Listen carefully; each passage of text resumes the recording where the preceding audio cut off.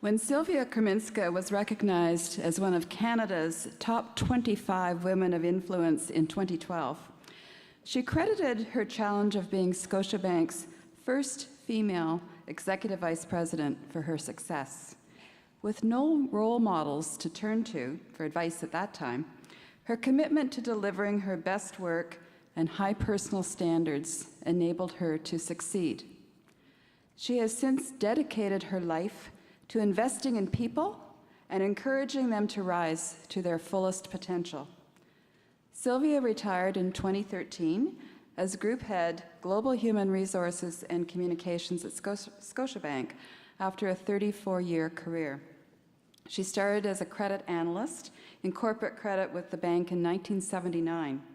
She progressed to Senior Vice President of Corporate Credit, became Executive Vice President in 1995, and Group Head, Global Human Resources and Communications in 2008.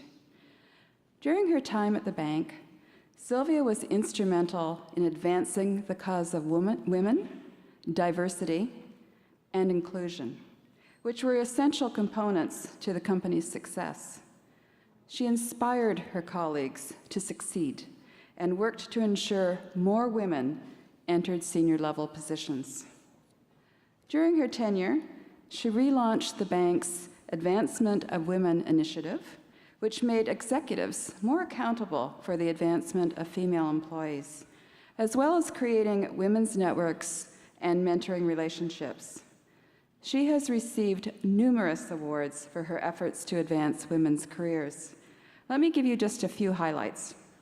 She received the YWCA Women of Distinction Award for Corporate Leadership in 2005. She was named to the top 100 list of Canada's most powerful women by the Women's Executive Network for 4 consecutive years and was named to the Hall of Fame in 2007. In 2010, she was the inaugural recipient of the Catalyst Canada Honours in the category of Human Resources Diversity Leader for a contribution to advancing women within and beyond the workplace. In addition to her advocacy for women, Sylvia has been a dedicated volunteer for such causes as education, healthcare, and the arts, and she's been recognized for those efforts as well. In 2012, she was honored by Women Against MS for her support in the fight to end multiple sclerosis, as well as her broader philanthropic contributions. A proud graduate of Western University in 1973, she went on to get her honors degree in business administration from the Ivey Business School in 1975.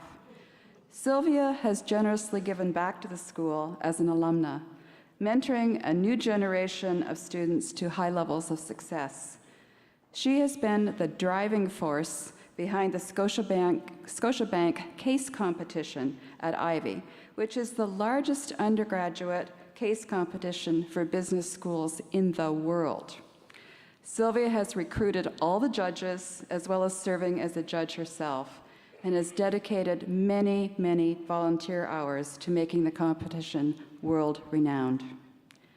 Since 2001, she was also mentoring 20 students as a member of Ivey's Alumni Partnership Program.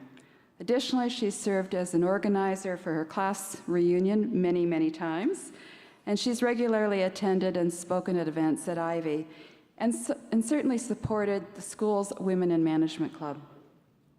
In 2010, the Ivey Alumni Association Board recognized her extraordinary service to the school with its highest honor, the Ivey Distinguished Service Award. Sylvia has not only been involved in the life of the school, but also its successes. She has personally offered a scholarship to a female honors business administration student for more than a decade and made a substantial gift in support of the Ivey Campaign for Leadership in the school's new building.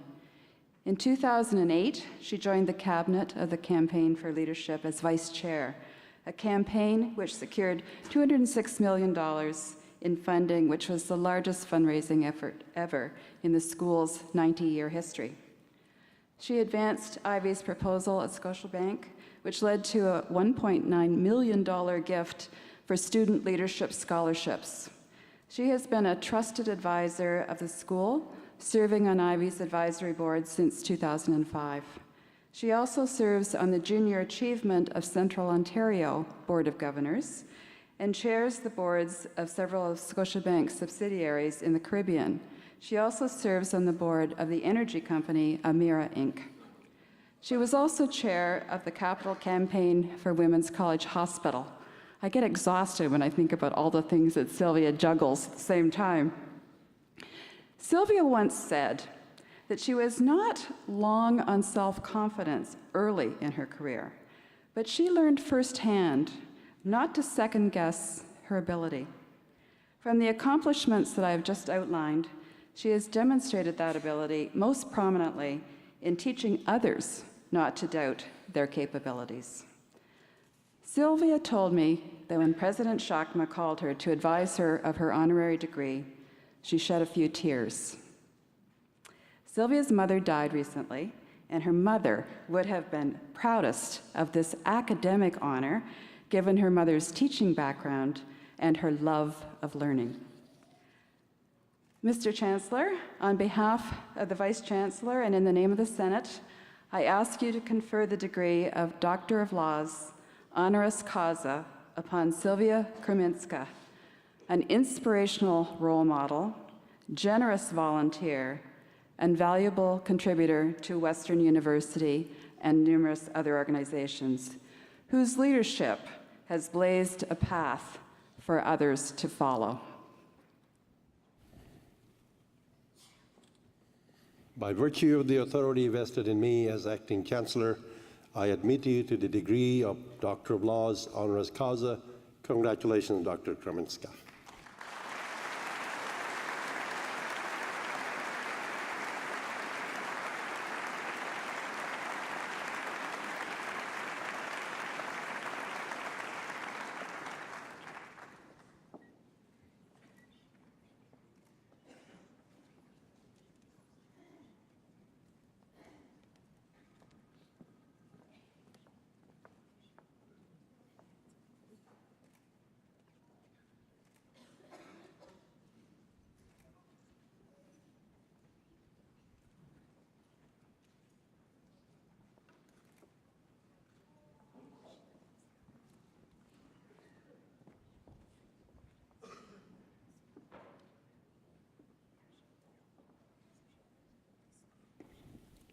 On behalf of all assembled here today, I should now like to invite our newest alumna, Dr. Chrominska, to address Convocation.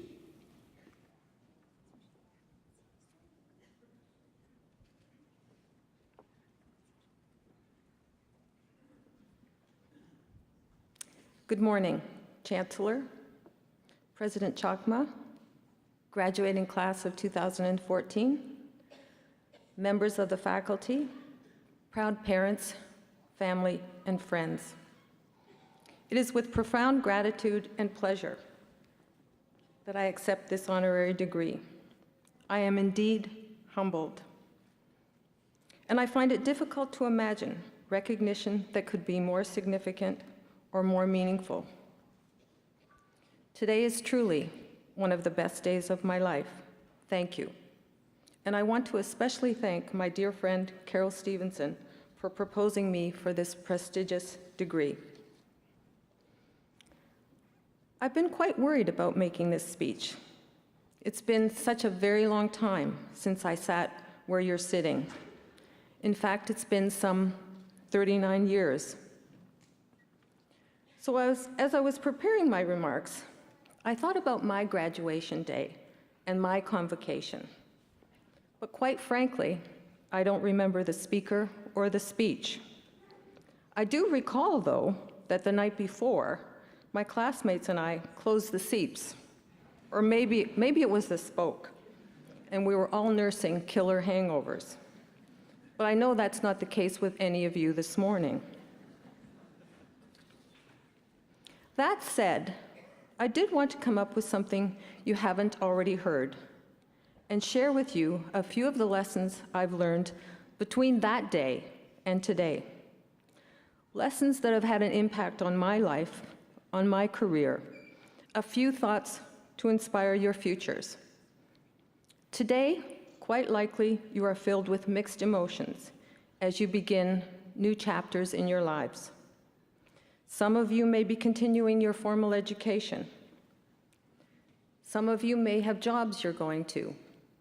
Others may not. And yet others of you may be planning to see the world. And sorry, parents, many of you may be planning to move back home. But whatever your plans, today you deserve to be extremely proud of what you accomplished. You are graduating. And as a famous comedian put it, graduation is when you trade the agony of writing term papers for the agony of writing resumes. Seriously though, as an alumna, I know how hard you've had to work. A few all-nighters perhaps, or perhaps more than a few, preparing for exams, writing papers, or stressing about timelines. I do hope, though, that you've had a little fun along the way and that you've made some lifelong friends. All that work has been worth it, because today you graduate, and to graduate is a great distinction. This is most especially true for you, because you're graduating from Western, a university with a wonderful history and many, many rich traditions. A university that is globally recognized for its academic excellence. A university whose graduates have gone on to play major roles in government, business, academia, and the community, not only in Canada, but around the world. Graduates who have made significant contributions to our society. So congratulations. For me, it is with great pride that I tell people that I'm a Western grad. And I'm confident in saying that my degree from Western certainly has served me well. I rose through the ranks at Scotiabank fairly quickly to become its first female executive, which was not bad considering the times and considering the industry. And while it might appear that I had a career and a life plan, I didn't. Nor was I particularly ambitious or particularly competitive. My career was really a combination of luck and a few wise choices. Luck because I had the good fortune of having two extraordinary sponsors at the bank. But my path was certainly not without a few bumps along the way. As a first-generation Canadian, I grew up in a family of very modest means. There weren't very many immigrants in Stratford, and my parents both spoke with very heavy accents. People referred to us as being from the old country. I think this contributed a lot to my rather overwhelming inferiority complex. I did okay at school, but at some point I was labeled an underachiever by the school principal. And I suppose that I was, as it soon caught up with me. And in spite of the well-intentioned nagging of my mother, I failed grade 12 quite miserably. So badly, in fact, that I couldn't even go to summer school to boost my math and chemistry marks, which were in the low 20s. It was the 60s after all, and we were all making statements, being rebellious. But did I really see my future as a hippie living in a commune? That failure was a huge wake-up call. It suddenly became clear to me that if I was going to make something of myself, I'd have to work for it. So I applied myself and managed to get accepted here at Western and ultimately into Ivy and graduated in the first quartile. Now, when I joined Scotiabank as a credit analyst, my aspirations were not high. I was happy to have a job with a solid, successful organization. And while I often say I distinguished myself because I was the only female in the corporate division, really I think it was more my work ethic, my high personal standard, my intellectual curiosity, and my willingness to tell it like it was. That attribute, by the way, earned me the label of Dragon Lady. Now, there is nothing wrong with failure. We've all failed at something. But you would never, ever want to fail because you didn't work hard enough. Something else I'd like you to think about as you consider your futures is taking risks. This is guidance that I consistently give anyone at the bank when they came to me for career advice. Advice that I think is particularly relevant for all of you. I say that because one of my regrets is that I didn't take enough risks early on in my career. I didn't do a good job of advocating for myself. Now, when I joined the bank, it seemed logical for me to be in credit risk, where I could apply my analytical skills, because after all, I had majored in finance. And because I loved finance, I spent some 15 years with my head down, toiling away in corporate credit. And while I did progress through the ranks, basically, I was doing the same kind of work, albeit at a more senior level. At the same time, the bank was growing and expanding internationally. Yet it didn't occur to me that my skills were transferable and that I might have an opportunity to participate in the bank's growth. Moreover, and perhaps worst of all, I was afraid to ask for a change because I feared the unknown. Now, I likely would have retired in credit or died at my desk had my mentor, who was by this time chairman and CEO of the bank, not called me to suggest that we should have a career discussion. Moving out of credit into human resources and communications was a huge career risk for me. And sitting at the all-male executive table was a very scary prospect. But it was just what I needed. It opened up a whole new world for me. Suddenly, I was traveling to some of the 55 countries where the bank operates: Chile, Peru, Mexico, China, India, just to name a few.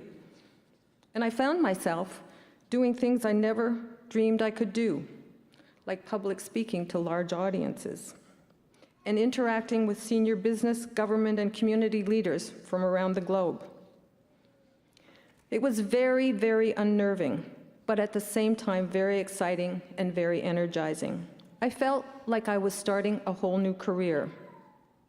And it was during that time I came to understand my role as a leader and what it took to make change across an organization of some 80,000 employees. Now, my regret with all of this is that it took 15 years, and it took someone else to prompt me to make this change, to take a risk and try something else.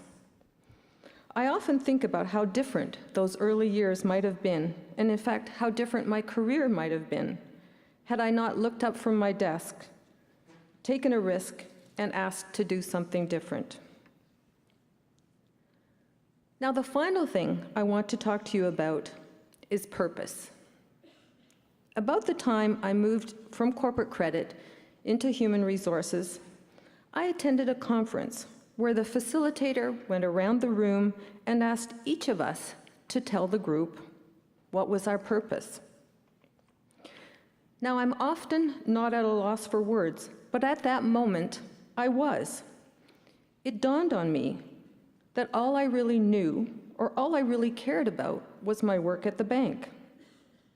In fact, if you had asked my friends and colleagues what I stood for, they would have been hard-pressed to come up with an answer. I had no hobbies and wasn't the least bit involved in the community or helping others.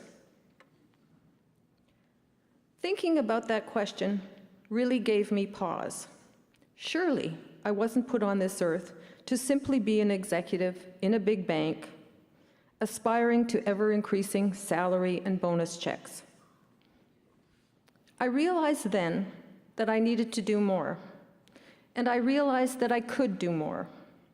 Yes, I had achieved professional success, and it was certainly hard-earned. But suddenly, I felt a profound responsibility to do more. And the more I thought about it, I realized my position at the bank enabled me to have influence beyond the scope of my role. It was then that I started to think about success very, very differently. And so I began in earnest to advocate for the advancement of women. and I was successful in helping the bank earn the prestigious Catalyst Award for the progress we made in advancing the careers of women. And I also became involved in the community, particularly organizations supporting women's causes.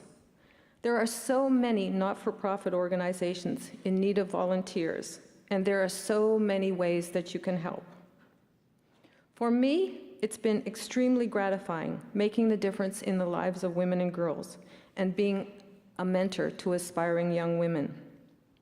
Now, what I learned from all of this was that helping others brings enormous rewards.